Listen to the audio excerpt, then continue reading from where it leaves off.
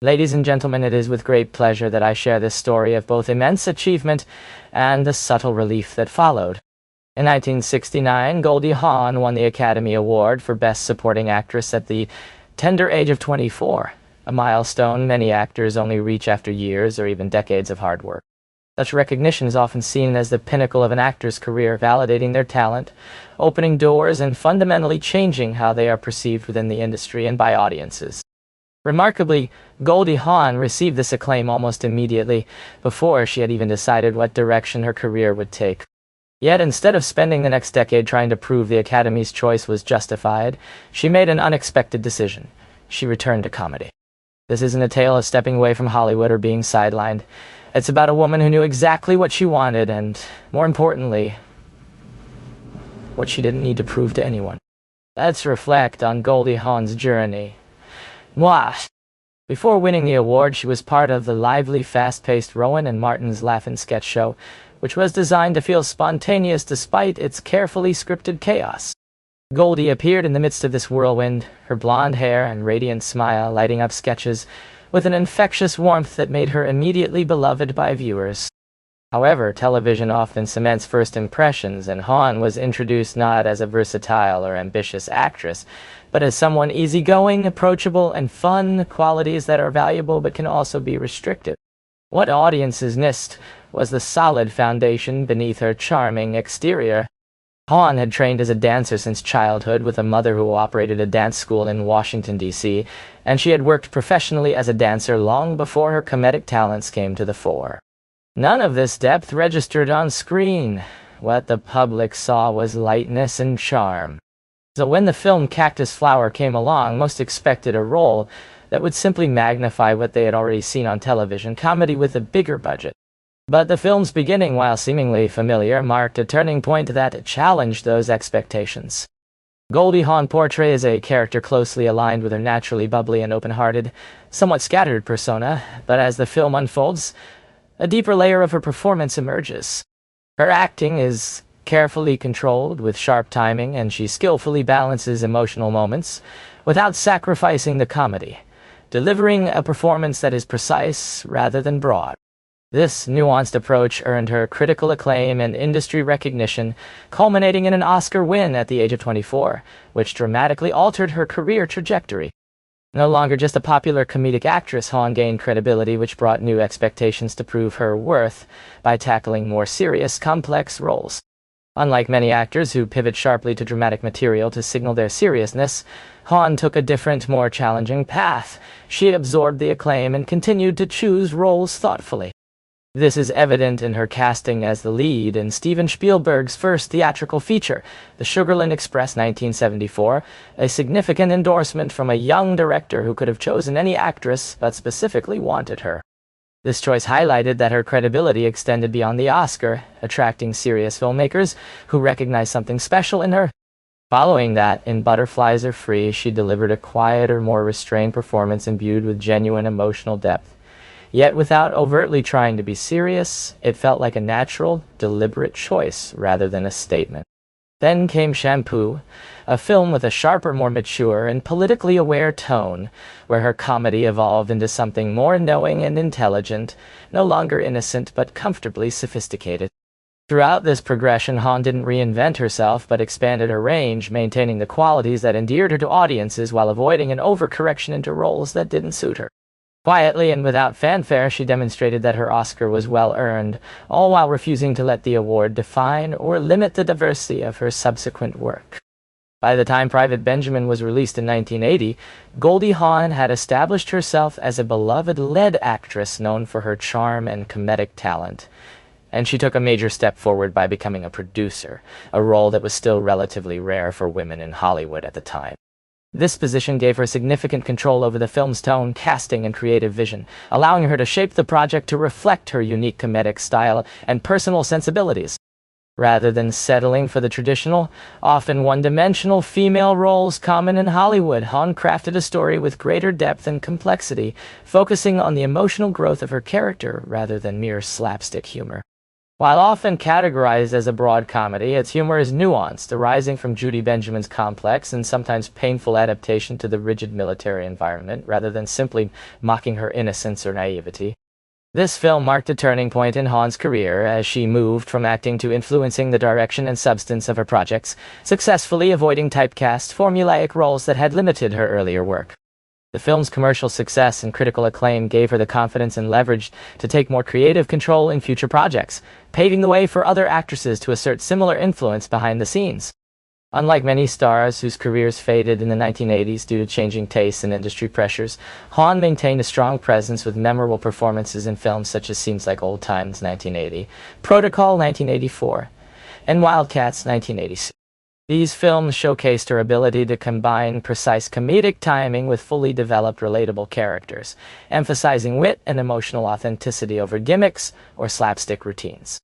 This period stood out for its genuine performances that resonated deeply with audiences and critics alike, a rare achievement in an industry often marked by fleeting fame and superficial roles. Ultimately, Hawn's balance of commercial appeal and artistic integrity solidified her status as a versatile performer and a trailblazer for women seeking creative control in the traditionally male-dominated Hollywood landscape, inspiring future generations of actresses to pursue both creative and executive roles. Maintaining popularity without compromising screen presence demands discipline, especially in comedy, where many mistakenly equate louder jokes with artistic growth. By the mid-1980s, Goldie Hawn no longer dominated as she did in the 1970s, when she embodied a fresh comedic sensibility and charm that captivated audiences and critics. This decline in visibility doesn't trouble her. Instead of chasing trends or forcing reinvention, she focuses on preserving her career foundation and identity with dedication. Her project choices shift from spotlight grabs to those aligning with her evolving life, values, and artistic interests.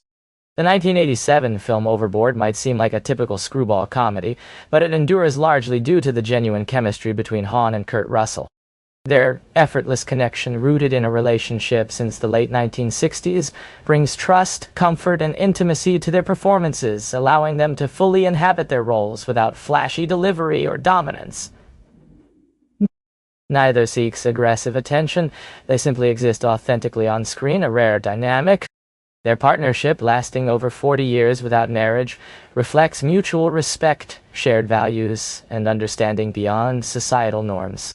This dynamic mirrors Hawn's professional philosophy, protecting what matters and ignoring pressures to conform to industry expectations. Over time, her priorities shift from proving herself to living life and career on her own terms, with greater self-awareness and balance. Her work during this period feels lighter, freer, with a quiet confidence reflecting a mature artist at ease with her craft and fame's ebb and flow. Overboard is not a grand statement or career reinvention, but a joyful release of tension, allowing her career to evolve naturally towards subtlety, authenticity, and emotional truth over spectacle or showmanship.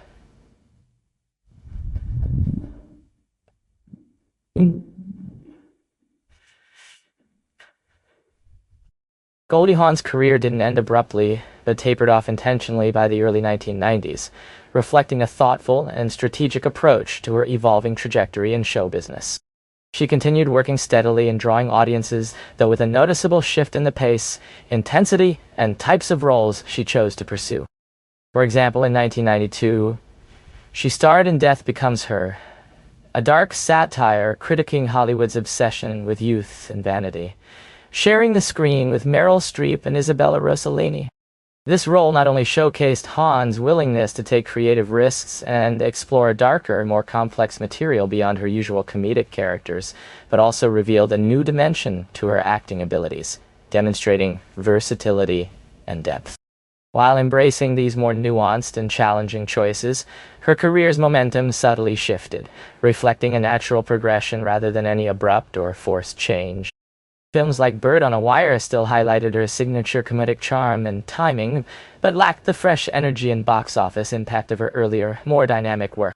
This gradual slowdown was a deliberate and conscious closing chapter as a leading star, allowing her to preserve her legacy without compromising quality. Instead of chasing fleeting trends or succumbing to the pressures of constant spotlight, Hawn allowed her career to slow gracefully, avoiding the pitfalls of overextension by carefully selecting roles and spacing out her appearances in film and television projects. Having cemented her legacy with an Oscar win and numerous box office hits, she balanced each career decision without haste, focusing instead on meaningful work and personal fulfillment. One notable later success was 1996's The First Wives Club, where she starred alongside Bette Midler and Diane Keaton in a cultural phenomenon that celebrated women, reclaiming power and agency later in life. This film marked a significant shift as Hawn shared the spotlight with other strong female leads, reflecting her maturity, collaborative spirit, and evolving role within the industry. Through these thoughtful choices, she demonstrated refined career management and personal growth, maintaining her relevance in a rapidly changing entertainment landscape while gracefully transitioning into new phases of her life and artistry. This isn't about proving Goldie Hawn can still headline a movie. It's about choosing projects that resonate personally and creatively without needing to be the center of attention. After such roles, she steps back deliberately, prioritizing quality over quantity and focusing on meaningful experiences rather than volume. The First Wives Club marked the last major commercial success of her consistent career phase, symbolizing her peak mainstream appeal and recognition. What followed wasn't about chasing fame or seeking public validation, but protecting the rich life she built alongside her work and values.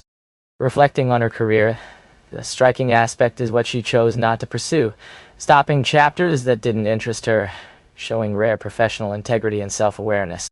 When she returned in 2017, nearly 20 years after her last major role, she did so with maturity and a clear sense of purpose. Her performance was relaxed and self-aware. She was there because she genuinely wanted to be, not to prove anything, reframing her legacy on thoughtful terms. Her career isn't defined by dramatic highs or constant reinvention. Instead, she balanced comedy and serious roles thoughtfully, maintained steady popularity without compromising her essence, and built a meaningful life without needing constant public presence. The Oscar she won early on could have boxed her into a narrow path, but instead showcased her range and gave her freedom to pursue projects that matched her evolving interests. Her long relationship with Kurt Russell reflects the same pattern. Decades of commitment without marriage due to shared values rather than societal pressure. Meanwhile, she raised children, Kate and Oliver Hudson, who became actors themselves, navigating their own challenges, while she managed her career with care and grace, balancing family, career, and personal fulfillment. Looking at the bigger picture, from her ranch in Colorado to the film Far From Hollywood, and her decades-long partnership with Kurt Russell that never required marriage to feel secure, along with the children, and the career she chose to step away from.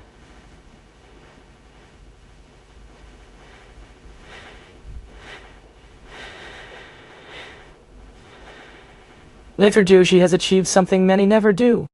She seems to have made fundamentally the right choices, balancing a meaningful career without letting it consume her life. A rare feat. Most people struggle to find that balance in even one aspect of their lives, let alone across multiple areas. But as discovering her now, she doesn't come across as someone who simply disappeared. Rather, she appears to have understood timing and trusted it completely. Thank you so much for watching. If you enjoy this type of content, please like, comment, or subscribe, or maybe all three. As always, I truly look forward to seeing you in the next video.